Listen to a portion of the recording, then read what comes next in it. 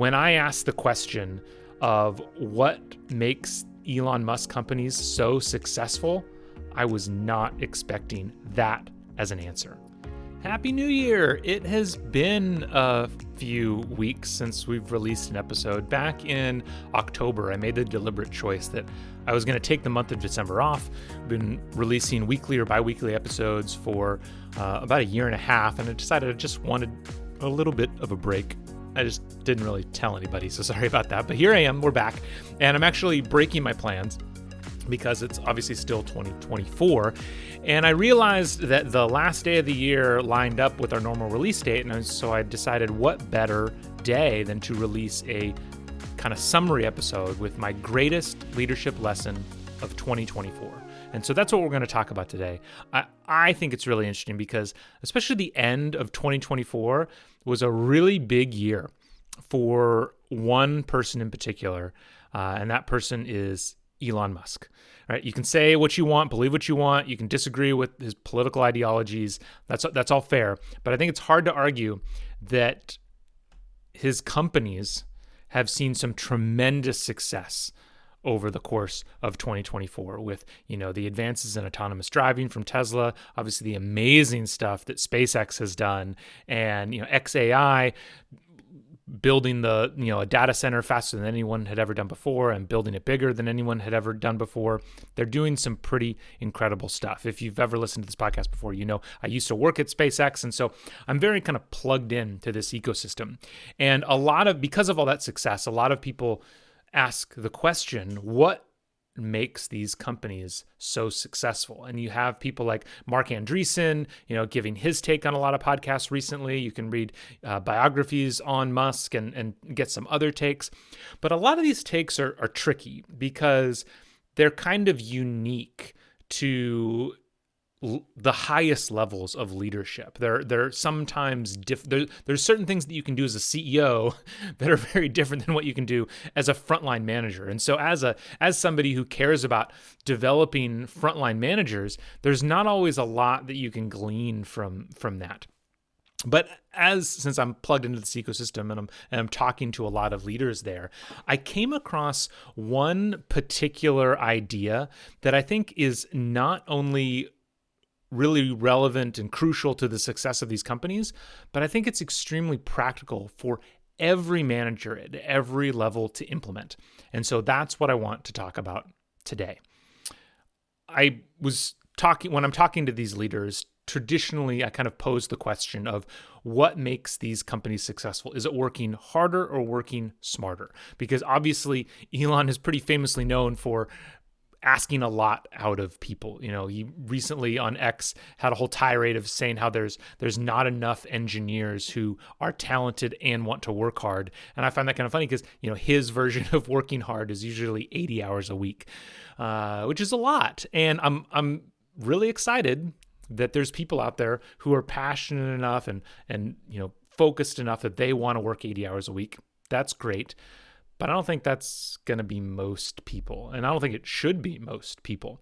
And so if the answer to, is it harder or smarter, if the answer was harder or longer, I don't know how practical of a lesson that would be.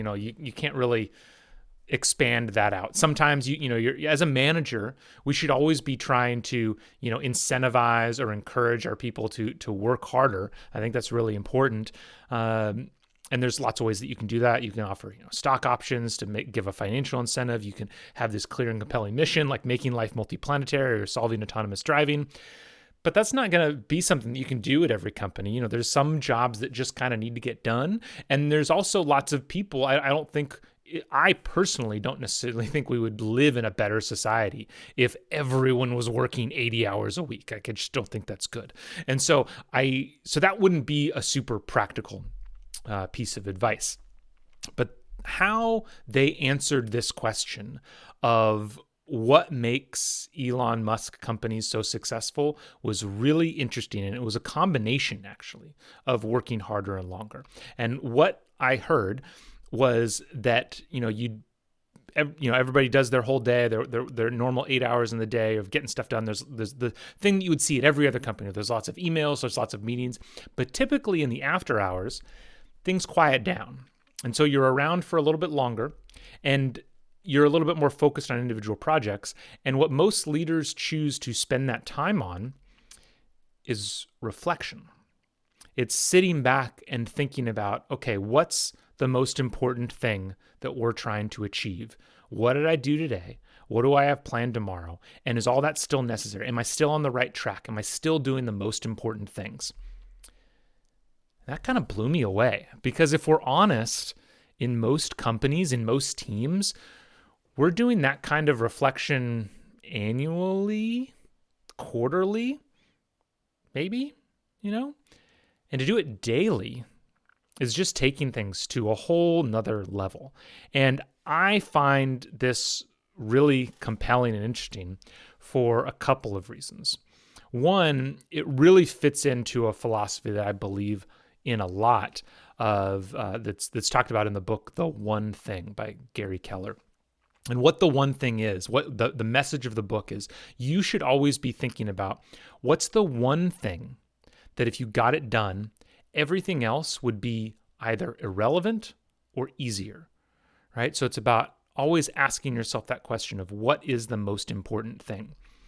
It also fits in with this philosophy of, this kind of backlash to multitasking. We live in a world where it's so easy to be doing so many things. And obviously all the research says that the vast majority of human beings can't multitask. And you should stay really, really focused and dedicated to, again, what is that one thing? And so this idea of constantly asking yourself, what I got is that at these companies, the leaders are spending a lot of time kind of asking themselves, what is the one thing? What is my team's one thing? What do we need to get done to get there as fast as possible? Which is awesome. But then, so that's the focus piece. But then the other interesting piece is the fact that they're doing this daily, which means I bet they get really, really good at it. And so they get really smart at it. That allows them to work smarter, because if you're reassessing your progress or setting goals on an annual basis, on a quarterly basis, you're just not going to be very good at it because you're not doing it very often. The reason why as a manager, it's so hard to remember how to, approve leave or just like all these different random tasks is because you're just not doing that kind of stuff. You're not getting into these HR systems very often, so you forget how to use them. Often the reason why people are bad at giving feedback or bad at having difficult conversations is because you don't do it that often. And so you're just bad at it because you don't have a lot of practice. And so the same applies to planning and prioritizing, is that if you don't do it very much, you're just not going to be very good at it. And so by doing it on a daily basis, you're not only ensuring that you're focused on the most important thing, but you're ensuring that you're getting really good at figuring out what the most important thing is. And so you just cut through so much stuff that probably doesn't need to get done. If we're honest, if we're looking at our team, there's lots of things that probably don't need to get done, right? Or there's better ways to do them. And if we spent more time thinking about what is the most important, am I making progress? Am I doing the right things? Is my to-do list tomorrow the right to-do list? I think we'd all get a lot better. And so I just found this really interesting because that's something that any manager at any level in an organization can do in order to improve their team's effectiveness. It's something that any individual contributor could do in order to improve their own effectiveness. And so I just thought that was really important to spell out, because when I asked the question of what makes Elon Musk companies so successful, I was not expecting that as an answer. It really is about being ruthlessly focused on what the most important thing is and constantly reassessing it and constantly making sure you're taking steps in that direction. Okay, so that's it. I'm about to close things out for 2024. I hope you are having a great new year. I have one final closing message, but in order to share it, I have to go get some help. So I will be right back. And we're back with our special guest. This is my daughter, Reagan, and I needed to have her here because she plays a crucial role in the story. So we've already been talking about Elon Musk quite a bit in this episode, but I wanted to share a story from maybe a month or so ago. My wife and I were having a conversation in our house about a bunch of these legal battles that are going on with Elon right now, where there was like the Coastal Commission was trying to limit SpaceX's launches because of the political activities of Musk, and then the EU was doing some stuff as well, like threatening to fine a bunch of different companies. And I just said, I get that governments need to have oversight, but like when somebody's really far ahead, the answer isn't to like pull them back. The answer is for other people to step up, right? We need other companies, other individuals to step up and try to fill that void. And Reagan she was working, or she was playing around in the other room, and all of a sudden she yells out from the other room. Do you remember what she yelled out? Yeah, I said, "Why don't you step up?" Yeah. And it was just like, it was so perfect. She's just, why don't you step up? And it caught me off guard as somebody who runs my own business. And I think the thing that it did for me is it reminded me of like, we can all dream bigger. Like I'm super happy with everything that's been happening in my life. I'm really, really blessed. But I always want to remember that there's more to do and more to get done, and it's okay to dream big. And so I just wanted to share that with everybody at the end of the year, going into 2025.